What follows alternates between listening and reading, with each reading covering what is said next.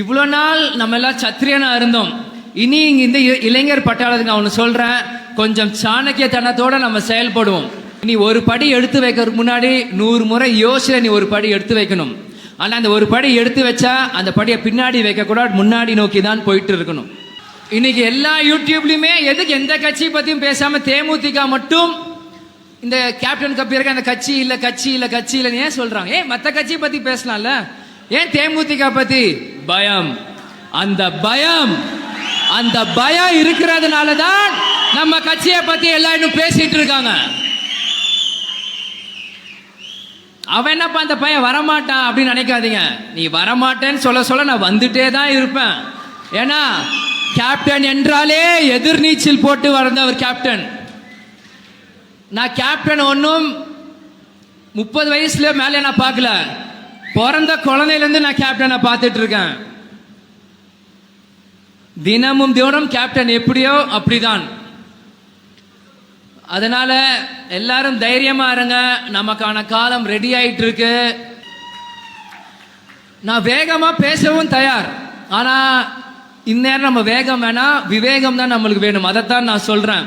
நம்ம கட்சி ஜெயிக்கணும், நீங்க கோட்டைக்குள்ள போகணும், அதை பார்த்து வானத்திலிருந்து கேப்டன் சந்தோஷப்படணும். அதுதான் நம்மளுக்கு வேணும்.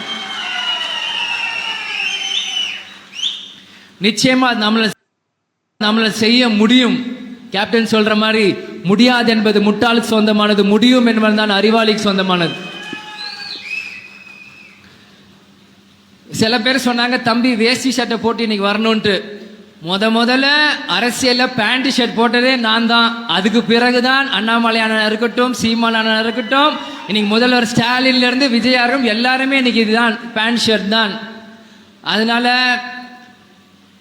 லுக்க விட்டுருங்க, உள்ளத்தை பாருங்க. மக்களுக்காக சேவையை நம்ம செய்வோம்.